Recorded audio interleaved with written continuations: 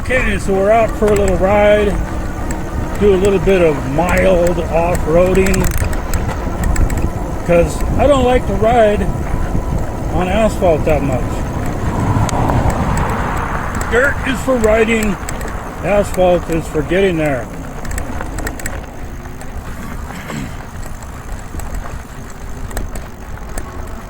Now I took it out for a little ride.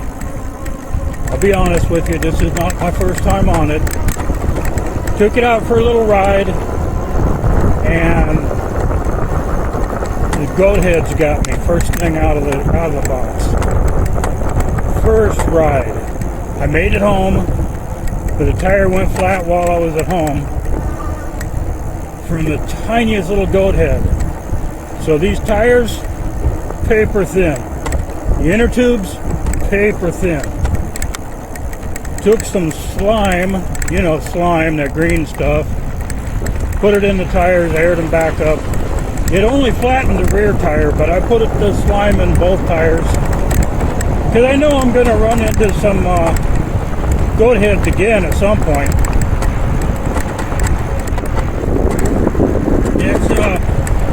I'm in rear wheel drive only right now. I've got some squawking from the rear shock, and I'll have to take a look at that and see if there's some place that I can oil the shaft or something. It's like a real loud creaking. I don't know if you can hear it on the microphone there or not, but with my big butt on it, I'll be honest with you, I weigh close to 300 pounds. But that shows you that the suspension is working. I'm getting a little bit over an inch of travel out of the front end. So those springs are really stiff. There's no oil dampening. They're not good quality shock absorbers. Later on, if I want to, I can upgrade the shocks and the forks. Get something on there that's gonna actually be adjustable, have oil damping. I hear way too many people say dampening.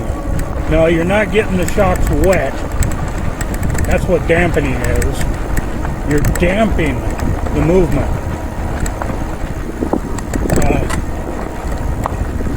Yeah. New shocks, maybe, later on. We'll see. I might be happy with these. The cruise control is an interesting feature. I don't know how many electric bikes have that. This is my first e-bike. But, I don't know. I'm 68 years old. Maybe it will be my last e-bike. I don't need to own more than one at a time, and this might last long enough for me to go ahead and die. I don't know. It's hard to say. Or at least get to the point where I'm so old I can't even go ride an e-bike. My left knee is so dinged up I can't ride my regular bicycle anymore.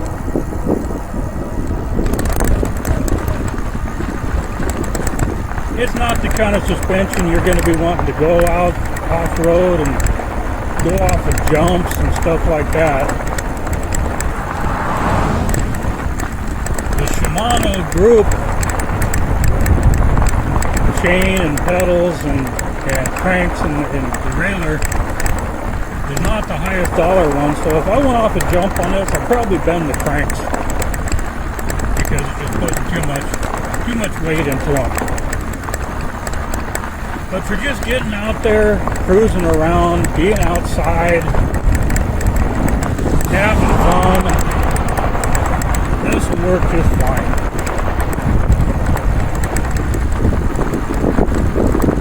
It's illegal in California because it has a throttle, 2025. But I'm hoping that if I get pulled over for anything, and if you're not doing anything crazy, cop's probably not going to pull you over on your e-bike.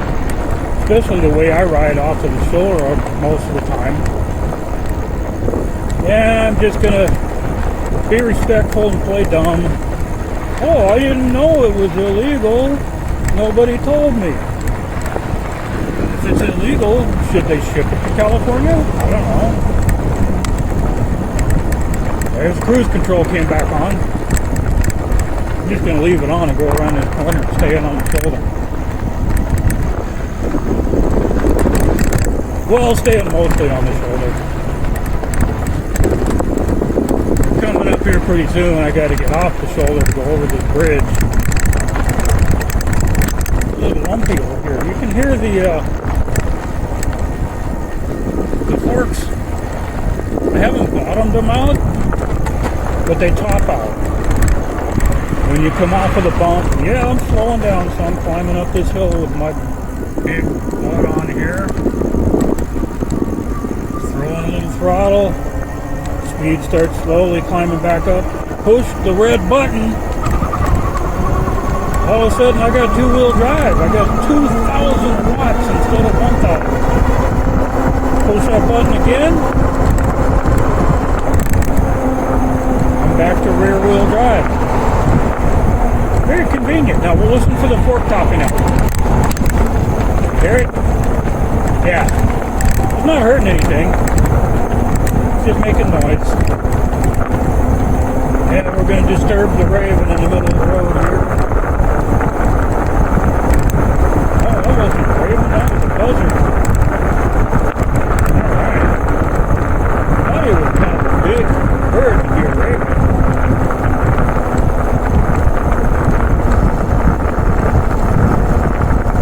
Probably getting some wind noise out of the camera now, I would expect.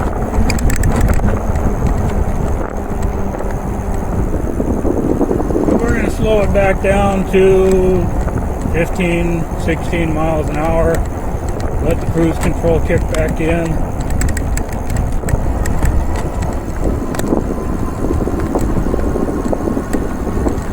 I like having those big tires. If I get any sand, narrow tires wouldn't work out well for me. I mean, we're talking with my weight and the weight of the bicycle, we're talking like 380 pounds here. Narrow tires aren't going to work out well on a soft surface. There, cruise control them back in. I can just sit back and ride 15, 16 miles an hour. It'll hold it. 16.2. And this is the kind of riding where you probably get the most possible range out of it. So the rear shock is squeaky. The bolts, very difficult to get the bolts tight enough that are holding the triple tree, the handlebar mount down here. Oh. Almost ingested a large insect. That would be bad. The triple tree, I had to really work at it to get it tight enough to stay in place. I may have to take that joint apart and take a little sandpaper to the inside and outside, because the coatings, the paint, powder coat, whatever it is, probably just paint, are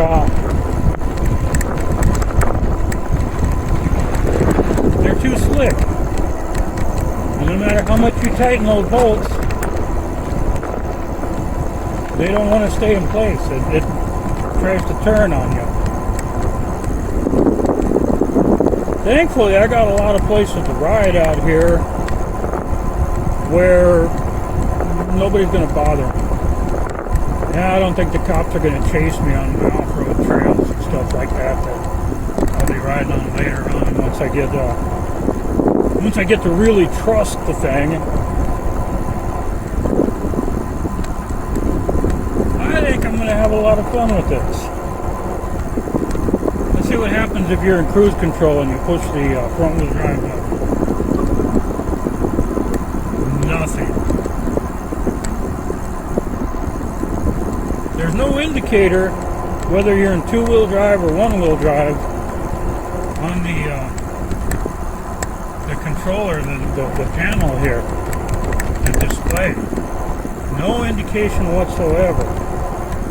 But The button, the little red button over here that's completely unmarked, if it's out, you're in one-wheel drive. If it's in, you're in two-wheel drive. And you can check that.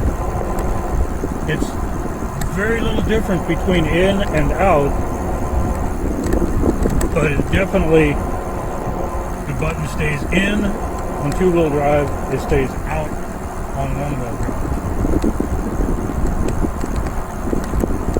Okay, we're going to get barked at by some dogs up here.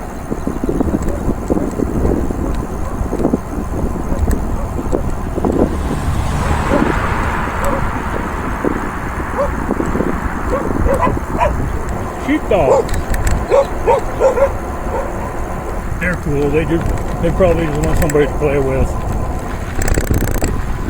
And it's a little bit bumpier. I don't know how well this camera is taking out all of that. It's got pretty good stabilization, but the shoulder's kind of bumpy. Oh, there's a big one. Holy asphalt for that one. And there's another big one right behind it.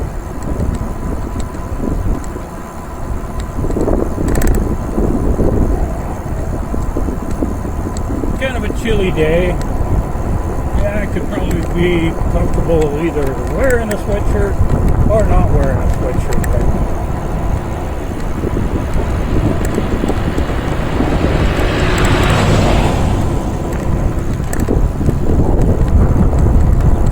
Make sure you tighten all the bolts when you put it all together, not just the ones that you put on. Double check the tightness on all of them, the factory installed bolts as well, because you never know. That doesn't hurt you to check them. But you're going to want to check them every once in a while as you take the bike out for rides and like that. Anyway, cleaning, checking the bolts, it's all part of riding any kind of bicycle or anything, a motorcycle. You don't want parts falling off. They did put the front brake on the left hand, which is a bicycle thing, and I've been a motorcycle rider all my life, so at some point I'm going to have to watch some YouTube videos about how to dismantle and bleed the hydraulic brakes so I can put the front brake over on the right hand where it belongs. Most people are right-handed, which means that's where most of their strength and their coordination is going to be in their right hand. So that's where the front brake should be, because that is the most important brake. Bicycle, motorcycle. Oh man, this has got potholes all over it. I wonder if I can find a decent line to ride on. Gate was open. Didn't say anything about no trespassing, so I'm good. All they can do is tell you to leave. It's California.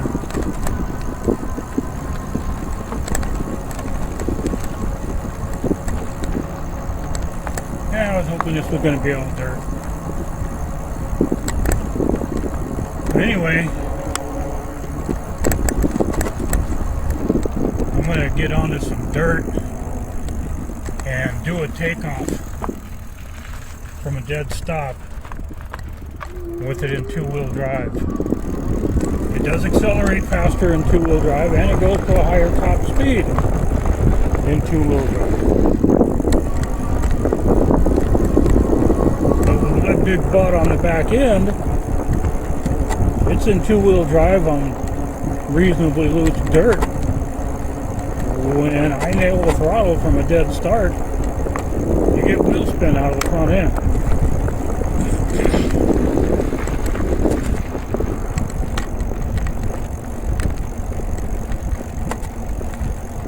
Pull over right here and give this a try.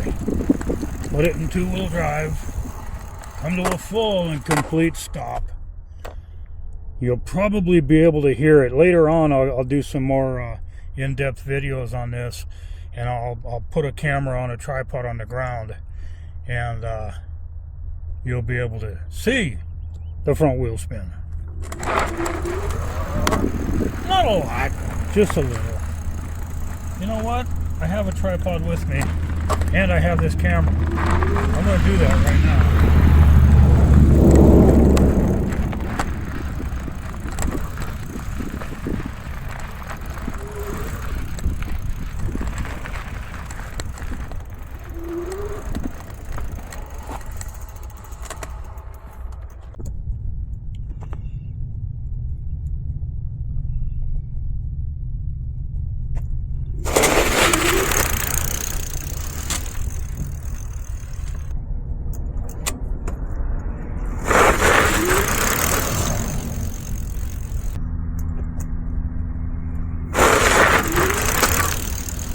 And here we go. Whoa, hazy now. This is a pretty tall bike. Somebody is 5'6" or somebody like that probably wouldn't be able to ride this thing.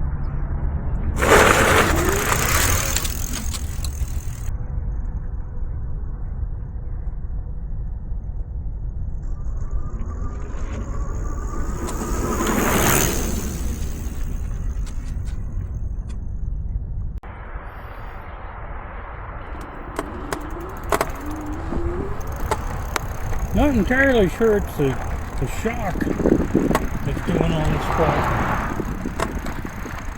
And it might not be easy to track it down and find out what it is. We'll see. But as I said, this is my first e-bike. So I don't have a lot to compare it to. But it seems fairly well built. Goes together pretty easy. And the cruise control again at 16.7 miles per hour. It's feels pretty stable. You know, like I said, I've been a motorcycle and bicycle rider all of my life. So, 2 wheels is where I feel the most comfortable.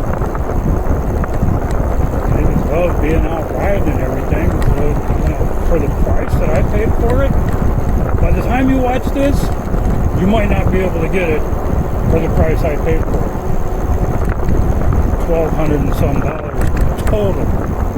Taxes, California taxes, everything.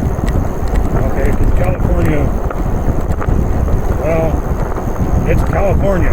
What can you say?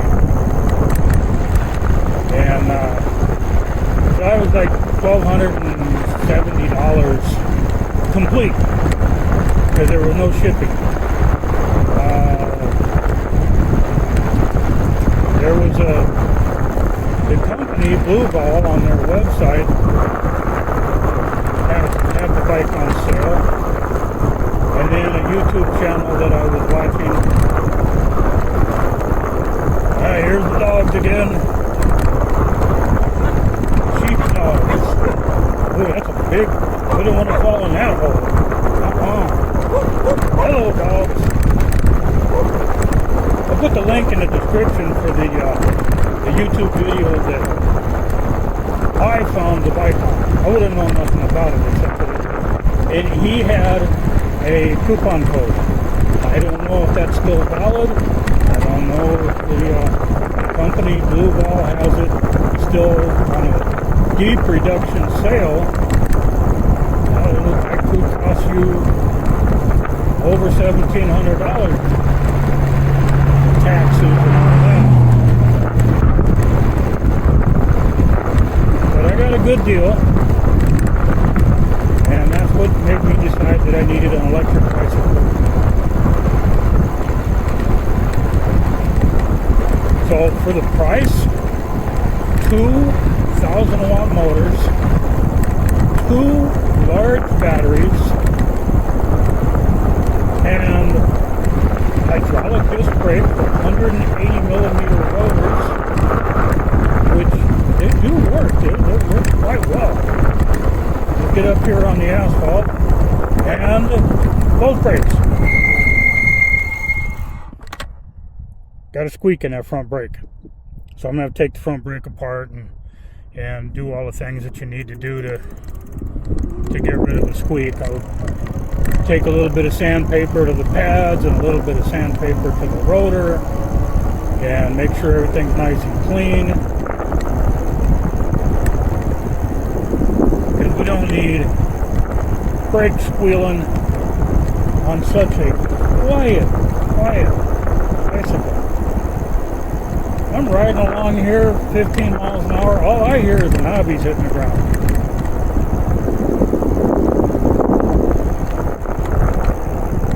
Tap the brakes to release the cruise control, just like in your car. Tap of the brake is all it takes.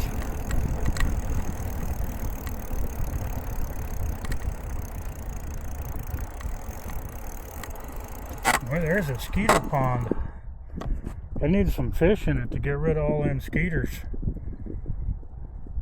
This is just on the corner of a farm lot here, and I've seen this thing completely full before, years ago. Come out here riding in the orange groves and stuff. Yeah, I probably have been known to grab an orange every once in a while and have a little snack while I'm out here. But anyway, for the price, I don't think you can beat it. Both of the batteries are removable. They've got key locks on them. They each have their own switch. You can, like if you were going to go for a long ride, what I would do is turn one of them off. Ride as far as you want to, making sure you're not going all downhill. You don't want to go all downhill and then expect the battery to get you back up. But go up into the hills and like that, which I plan on doing in the next few days. And when the battery starts, you see the battery getting low on the indicator here. And you start feeling like it's not doing that well. Turn that one off. Turn the other one on. You're going to make it back home. They're both the same size. So I figured that would work out pretty well. Overall, I like it, and I intend to have a lot of fun with this thing. I live in Southern California, so it's year-round riding.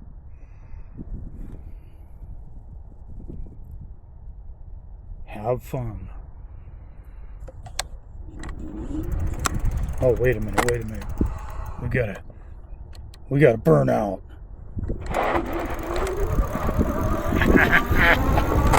I love it.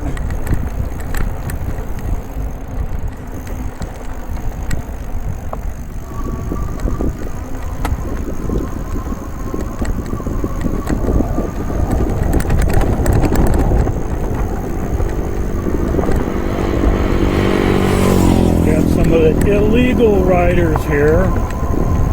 Yeah, the police don't do anything about it. People with mini bikes with no mufflers go ripping through intersections on a red light, no helmets or anything like that. And then, you know, they get T-boned every once in a while, and people are all like, "Oh, he was such a good kid." Yeah, well, Darwin is our friend. Don't forget. Never forget. Darwin is our friend. His job is to take out the dummies. He almost got me when I was 16. Well, that was an awful close one. Almost took me out. 73 Gran Torino going 55 miles an hour.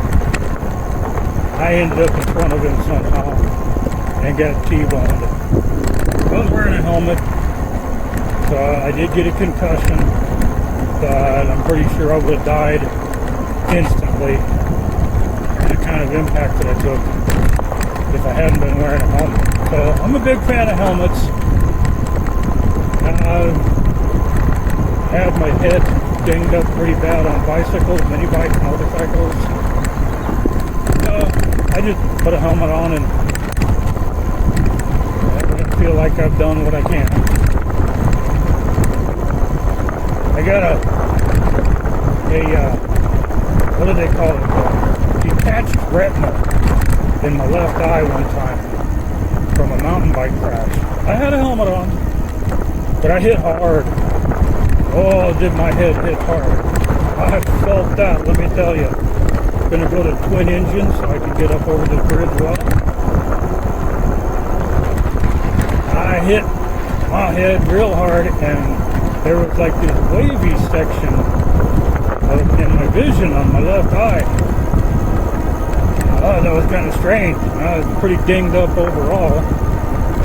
But because of the eye, I went to the emergency room because I wanted to find out what was going on there. And I described it to the doctor, thinking I got some sort of exotic nerve injury or something. And he goes, "Oh, you got a detached retina." Detached retina? What's that? The retina.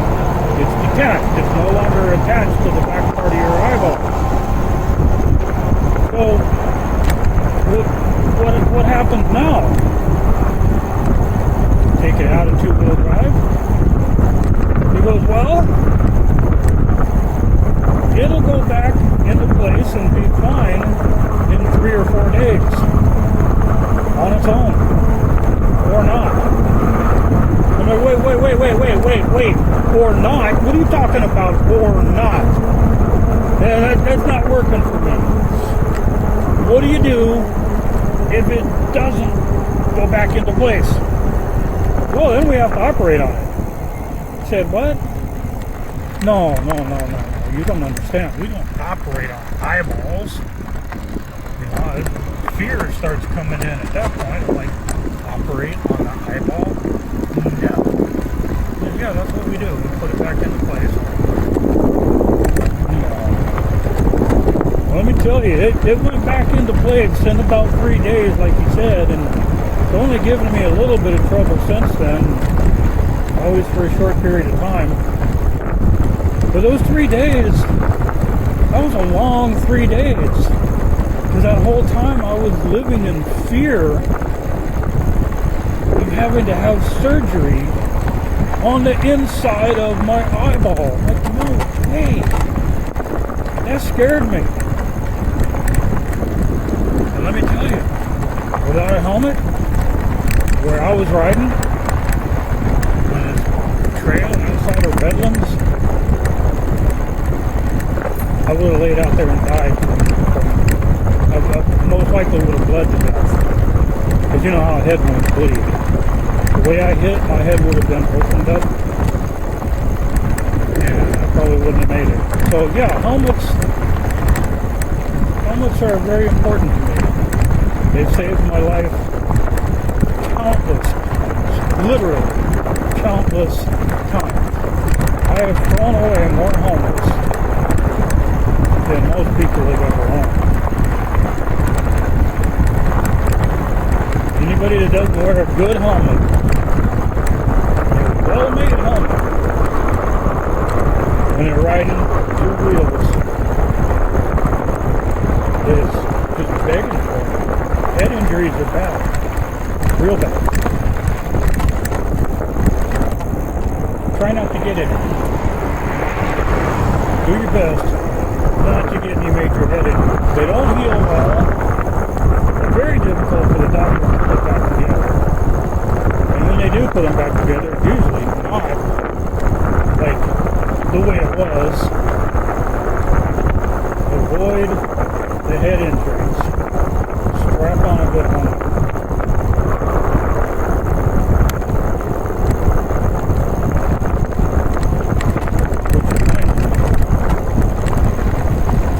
I need a little Tasmanian devil doll on this bike or on my helmet someplace, because I shouldn't be out here riding without it. Tasmanian devil, watch it over. And I have proof of it. We'll talk about that on another ride. Y'all have fun now. Bye-bye.